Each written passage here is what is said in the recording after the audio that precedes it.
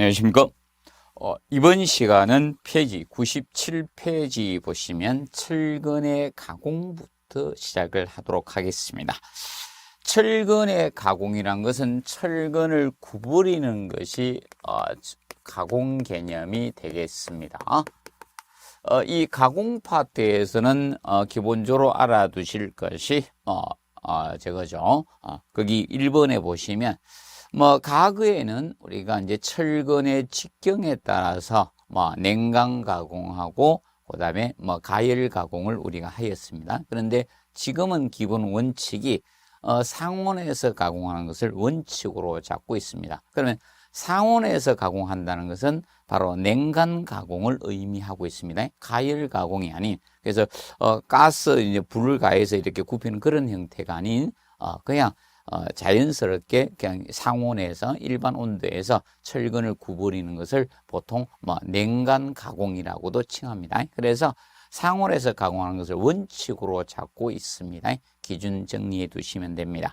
자, 그러면 이때 원형 철근의 경우는 우리가 마디와 리브가 없는 철근이 원형 철근이었죠. 그래서 갈고리 후크를 두는 것이 원칙입니다. 그래서 이제 보시면 후크가 바로 갈고리 개념입니다.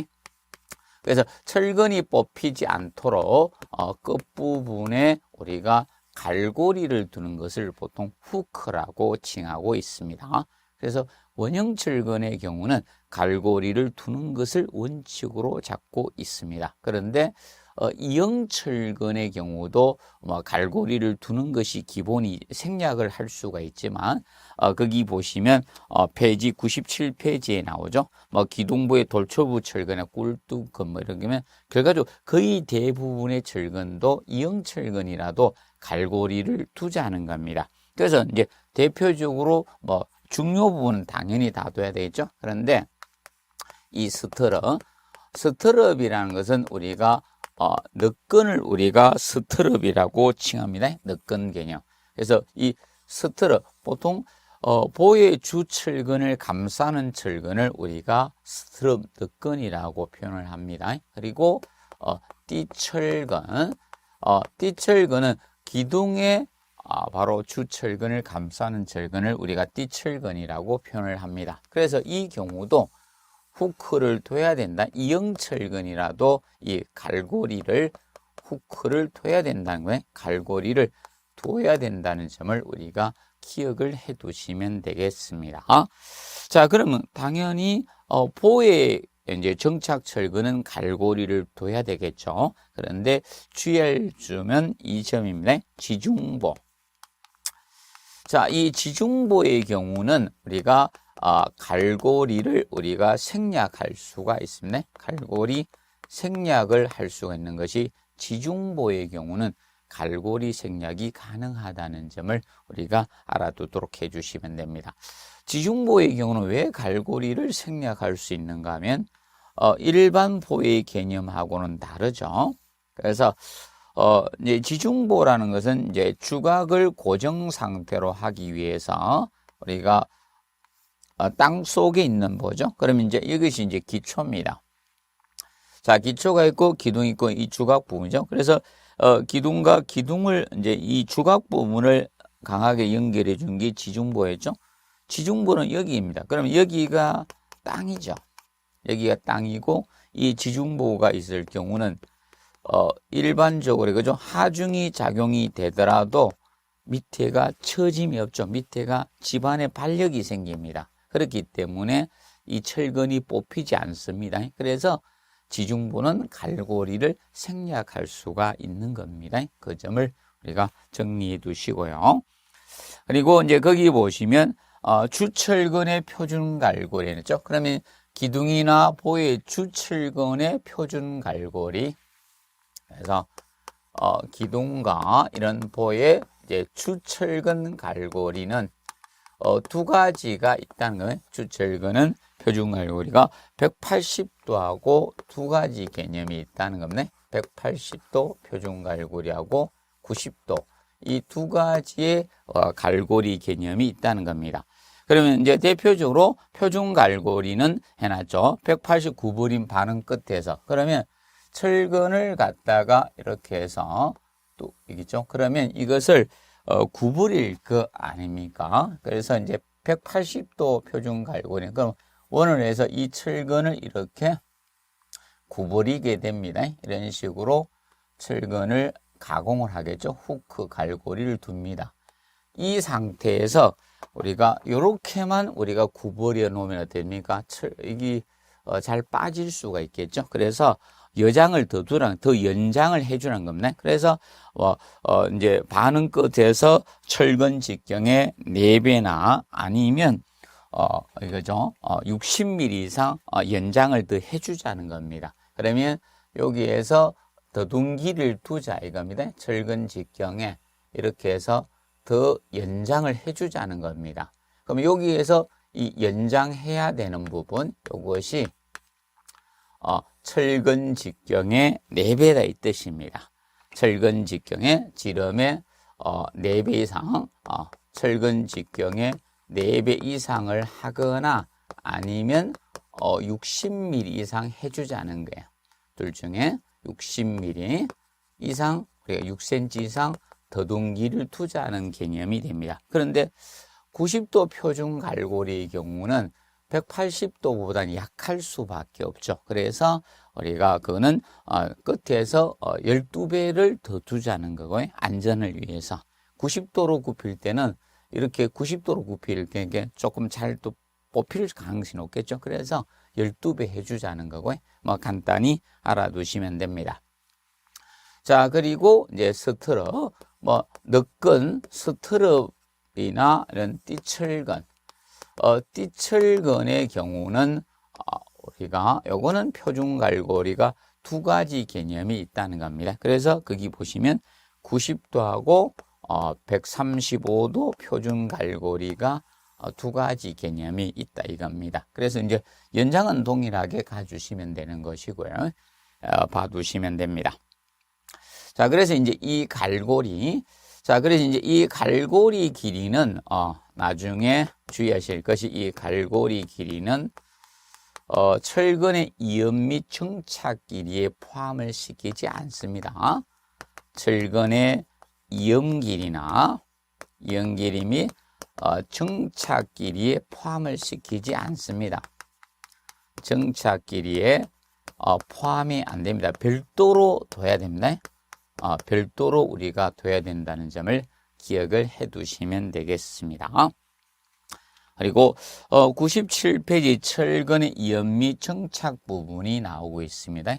자, 철근의 이음이란 것은 철근이 소요 길이보다 짧을 때 이을 수밖에 없겠죠. 그러면 이음이란 것은 제 길이 방향으로 접합하는 것을 우리가 이음이란 용어를 쓰게 됩니다. 제 길이 방향. 그래서 예를 들어서 지금 현재 이런 식이죠. 이 부재가 있으면 짧으면 이렇게 있는 거죠. 이렇게 있는 거, 제 길이 방향으로 있는 것을 보통 이음 이렇게 칭합니다. 그런데 보통 철근 콘크리트에서 기본 원리에서 철근이 인장력을 부담했죠. 그리고 콘크리트가 압축력을 부담하도록 설계를 합니다. 그렇기 때문에 철근 이음은 인장력이 최소인 곳에서 우리가 철근을 잇게 되는 겁니다. 그래서 이제 거기 보시면 1번 인장력이 최소인 곳에서 철근 이음은 하셔야 됩니다. 그런데 2번에 보시면 자, 이제 크기가 다른 겁니다. 그러면 예를 들어서 지금 이 철근하고 이음을 우리가 이렇게 갈고리 둬서 하는데 좀 이제 이 철근하고 굵기가 다르다는 거예요. 그러면 예를 들어서 그러면 이제 우리가 이음 길이를 할 때 보통 이음이라는 것은 저거 이제 상호 이제 겹쳤죠. 이 반지름 중심점이 있겠죠. 그러면 여기서 이제 여기까지가 이음 길이가 될 건데 이게 이제 요거는 갈고리는 이제 별도로 둔다겠죠. 갈고리는 이렇게 요거는 이제 별도로 이렇게 두는 거예요. 이 갈고리 길은 이음 및 정착기에 포함을 안 시킨다겠죠. 그러면 이제 요거는 이제 갈고리 부분이고 여기서 여기까지 이음 길인데 그러면 예를 들어서 철근 직경이 다를 때는 우리가 어떻게 할 것인가? 거기 2번에 있는 겁니다. 2번, 3번. 뭐 압축이다, 인장이다 별로 신경 쓸 필요가 없습니다. 자, 뭐 인장 겹침 위험이든 다 동일합니다. 이응길이 산정할 때는 크기가 큰 철근의 정착 길이를 산정합니다.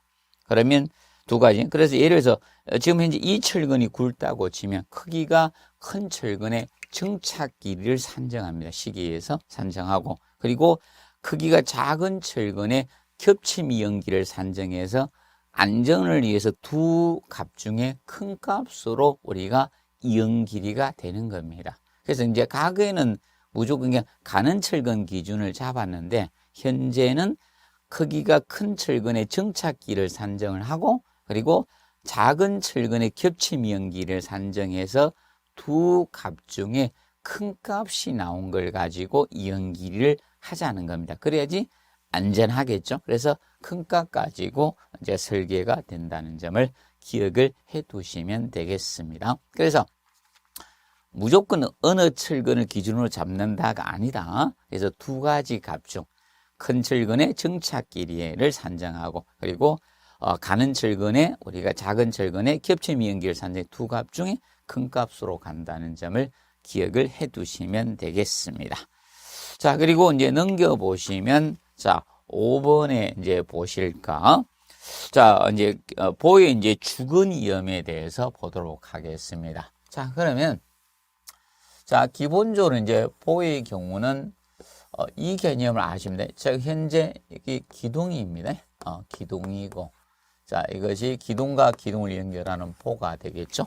자, 그러면 이 보의 하중이 작용이 되면 휘어지는 모멘트를 우리가 힘 모멘트는 움직임이죠, 힘이죠. 그러면 힘 모멘트도가 이렇게 발생을 합니다. 이런 형태로 힘 모멘트가 발생을 합니다. 그래서 제가 빗금 친 부분의 힘 모멘트의 크기를 그림으로 나타낸 거예요. 그림으로 나타낸 겁니다. 그러면 이게 힘 모멘트도입니다. 그림으로 나타낸 거다. 힘 모멘트를 그래서 이제 휘어지면서 이 모멘트 움직임이 생기죠. 그걸 그림으로 나타낸 게 힘 모멘트 M도가 됩니다. 그랬을 때 요 지점 제로가 되는 지점이 4분의 1 지점이에요. 오로 따지면 4분의 1 지점. 그러면 그래서 이 기준 잡아서 우리가 요쪽 이렇게 잡아가지고 4분의 1을 잡아서 이렇게 표현을 하는 겁니다. 그러면 지금 현재 여기 부분은 우리가 담부라고 해요. 양쪽은 담부라고 하고, 그 다음에 이제 센터, 중앙부 이렇게 칭하는 겁니다. 그러면 담부에서는 모멘트가 위에 생기고 힘 모멘트가, 중앙부에서는 하부에 힘 모멘트가 생깁니다. 그러면 힘 모멘트가 생기는 부분은 인장력, 잡아당기는 힘이 발생한다, 이렇게 보시면 됩니다. 그러면 이 부분에 인장력이 크게 생기니까 이 부분에서는 철근을 이어서는 안 돼요. 그래서 사람도 이거죠. 배 수술하면 웃기는 사람 들고 오면 안 되죠. 그러면 터져서 다시 재봉합해야 되죠. 그와 같이. 그러면 자, 이렇게 됩니다. 현재 기둥과 기둥을 연결하는 수평무제인, 자, 이렇게 보가 있어요. 그럼 이 철근이 다음과 같이 우리가 된다는 거예요. 그러면 보를 갖다가 자 4등분 했을 때, 그러면 이제 주철근이 이렇게 가겠죠. 주근이 축방향철. 그래서 뭐 끝부분에 우리가 이제 갈고리는 이렇게 둬야 되겠죠. 후크 갈고리는 이렇게 두는 거예요. 그리고 자 상부 주철근이 있고, 그 다음에 하부 주철근이 이렇게 갑니다. 그리고 당연히 갈고리는 둬야 되겠죠. 갈고리는 보의 주철근은 갈고리 둬야 되는 거예요. 자, 그리고 이제 벤트 철근, 이제 보통 담부에서는 상부에 가고 중앙부에 하부로는 이 굽힘 철근이, 자, 굽힌 축방향 철근이 이렇게 여기 같이 갑니다. 이런 식으로 해서 배근이 돼 굽힘 철근이 놓여집니다. 그러면 여기가 4분의 1 지점이라 했죠. 이 지점이. 그래서 지금 이제 이 지점이 4분의 1이 되는 겁니다. 4분의 1 지점이고, 그래서 담부, 센터, 중앙부 이렇게 칭하는 겁니다. 중앙부고 여기가 담부가 되겠죠. 담부가 두 개입니다. 그래서 양담부 이렇게도 칭합니다. 그럼 여기에서 이 장소에서는 철근을 이으면 안 된다는 거예요. 이 장소에서는. 그러면 중앙부에는 여기에서 철근 이으면 안 된다. 하부철근. 하부철근은 중앙부에서 잊지 말아라. 여기는 힘 모멘트 크니까 잡아당기는 힘이 생깁니다. 그래서 여러분들도 손가락 이렇게 내고 이렇게 휘어보면 위에가 당겨지죠. 그럼 이 부분이 당겨지는 거예요. 이 부분이. 그래서 인장력이 생기죠. 그래서 이 부분에는 우리가 잊지 말아라 이 뜻입니다. 이 부분은. 그러면 이 장소에서는 이을 수 없고 X 장소, 반면에 반대 장소. 자, 여기에는 하부근은 담부 쪽에 4분의 1 지점 굽힘철근. 그래서 요 동그라미 부분은 이음을 할 수가 있다는 겁니다. 그래서 상부근은 중앙부에서 있고 하부근은 담부 쪽에서 있고 굽힘철근, 이것은 이제 굽힘철근이죠. 자, 굽힘철근은 4분의 1 지점에서 철근을 우리가 이어주자는 개념입니다. 그것을 간략히 알아두시면 돼요. 그래서 이 부분이 시험에 출제됐지만 앞으로도 또 출제될 수 있는 파트다. 이렇게 보시면 되겠습니다. 그리고 6번은 큰 응력을 받는 곳을 피하고 우리가 엇갈려서 이어주는 게 기본입니다. 한쪽이 다 이으면 안 됩니다. 서로 엇갈려서 이어주시면 돼요. 우리도 저거죠. 회사에서 휴가를 엇갈리게 써야지 하루에 휴가 5번이면 회사 안 돌아가죠. 그래서 철근도 약점이 있기 때문에 한 곳에서 다 이어서는 안 되고 엇갈려서 이어주시고 그리고 한 곳에 반수 이상 이어서는 안 됩니다. 자, 그리고 이제 8번에 보시면 D35를 초과하는 철근은 겹침 위험을 하지 않는 게 기본 원칙입니다. 그러면 D35 초과된다는 건 철근이 굵다는 거죠. 그런 경우는 일반적으로 용접 위험이나 기계적 위험을 우리가 하게 되는 겁니다. 자, 기계적 위험은 금속 커플러 같은 거 가지고 위에서 철근 끼워 넣고 밑에서 끼워 넣는 형태죠. 그것이 기계적 위험 개념이 됩니다. 자, 그리고 10번에 이제 표준 시방서상 우리가 정리하실 내용은 기억 부분 정리하시고, 자, D35를 초과하는 철근은 원칙적으로 겹침 위험을 할 수가 없어요. 그러면 용접 위험이나 기계적 위험으로 하는 것이 기본 원칙입니다. 자, 그런데 조건이 주어지면 가능하다. 자, 그래서 그 조건 개념이 바로 이 개념이 된다. 압축부라는 조건이 주어져 압축력을 작용하는 부분이 압축부입니다. 그러면 이 압축부에서는 조건이 주어지면서 그리고 철근 하나는 D35 이하가 돼야 돼요. 둘 다 D35 초과되면 안 됩니다. 하나는 D35 이하고 하나의 철근 D35 초과될 때 이때 겹침염을 허용할 수 있다는 거. 그래서 전제 조건은 압축부이면서 첫째, 그리고 하나는 D35 이하가 돼야 된다는 점을 기억을 해 두시면 되겠습니다. 자, 그리고 이제 우리가 알아두실 거는 거기 보시면 12번 보시면 자, 용접위험과 기계적 위험은 최소한 설계 기준 항복 강도보다 안전하게 120, 설계 기준 강도라는 것은 여러분 콘크리트 사실 그죠? 설계 기준을 잡잖아요. 그러면 실제 콘크리트 전체 강도는 아니죠. 설계 기준 강도는 콘크리트가 재령 28일 양생했을 때 강도를 설계 기준 강도라고 하죠. 그래서 그거보다 그래서 이제 일반적으로 더 많이 받죠. 그런데 설계 기준이 되는 강도를 설정을 하기 때문에 용접 위험이나 기계적 위험이 했을 때 설계 기준 강도보다 더 안전한 위험이 돼야 되겠죠. 그래서 100%보다 더 큰 120% 이상 발휘할 수 있는 안전한 용접 위험이나 또 기계적 위험이 되도록 공사를 잘 해주자는 겁니다. 그래서 이거는 몇 프로다? 125%가 발휘될 수 있도록 우리가 안전한 용접이나 그 기계적 위험이 필요하다는 겁니다. 그 점 기억을 해 두시고요. 그 다음에 99페이지 보시면 철근의 정착 개념이 나와요.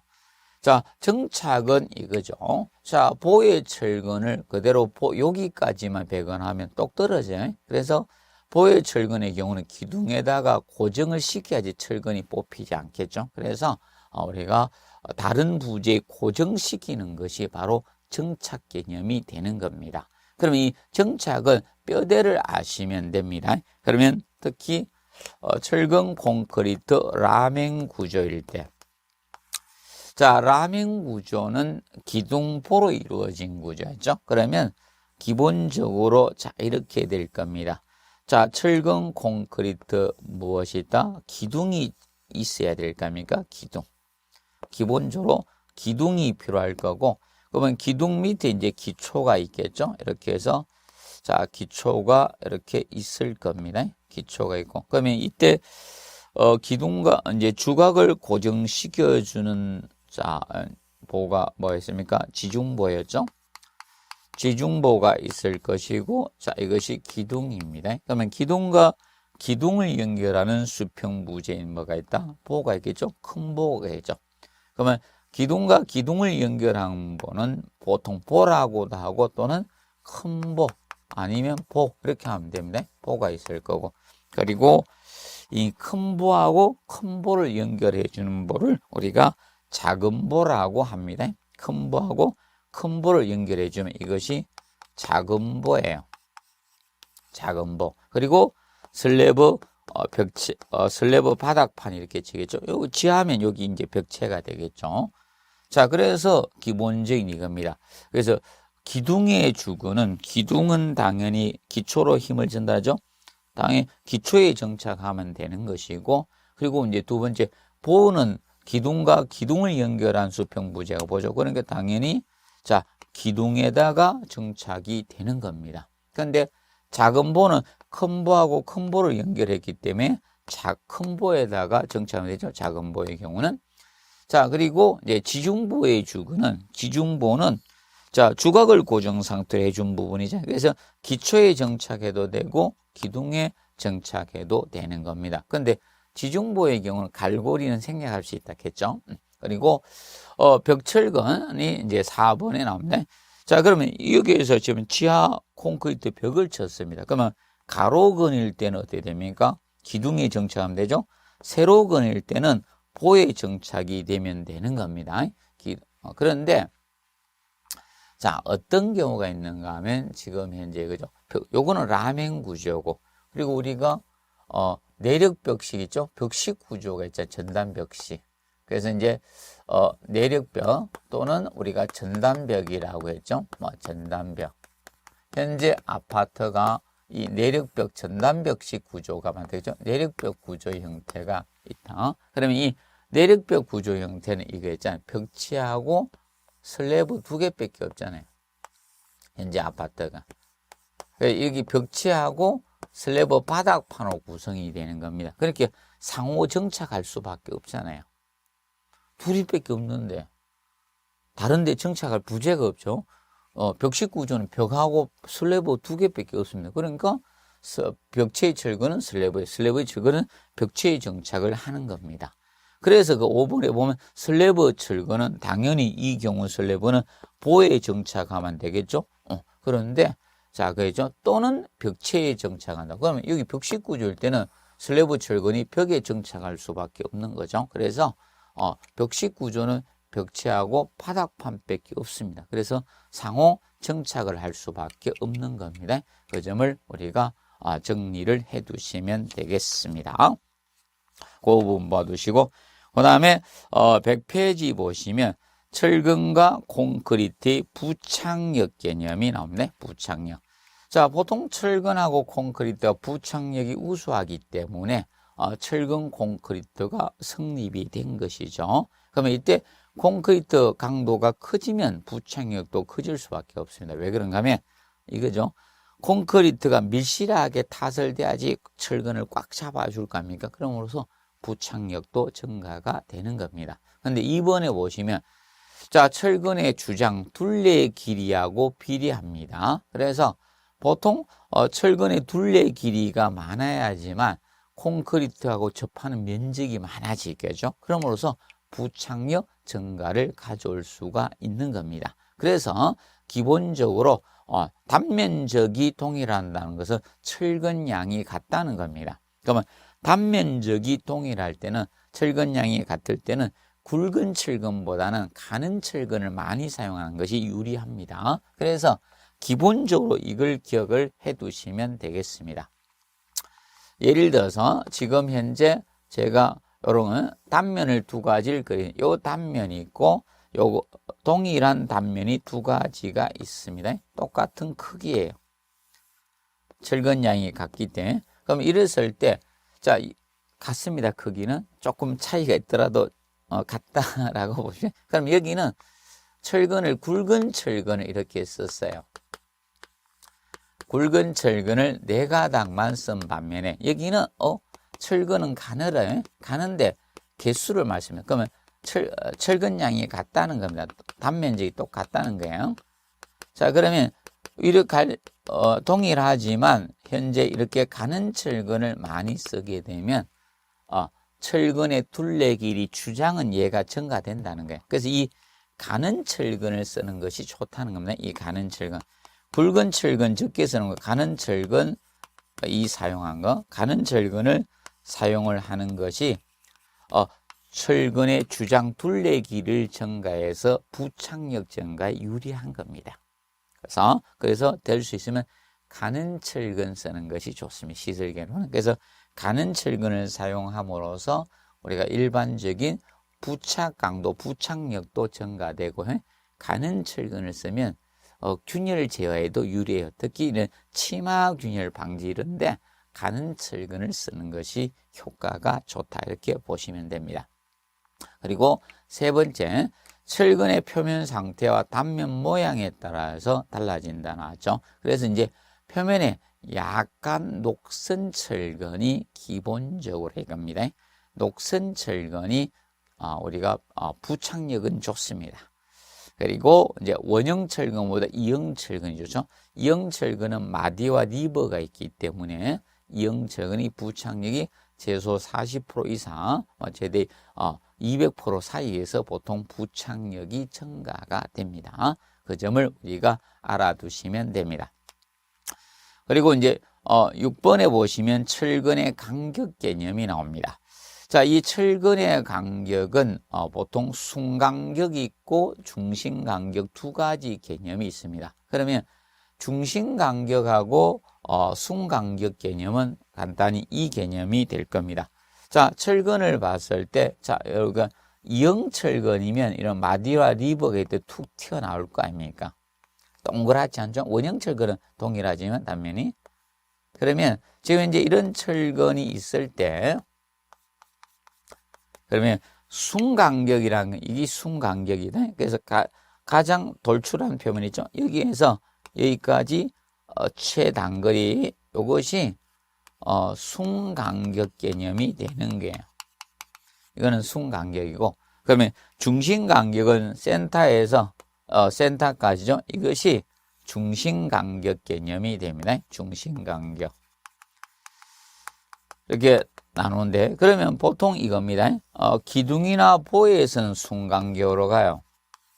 기둥이나 보는 철근 배건이 간격이 좁게 많이 배치가 됩니다. 그렇다 보니까 얘는 순간격으로 가고, 중심간격은 벽체나 슬래브, 바닥판, 슬래브나 벽체의 경우는 중심간격으로 보통 배치가 됩니다.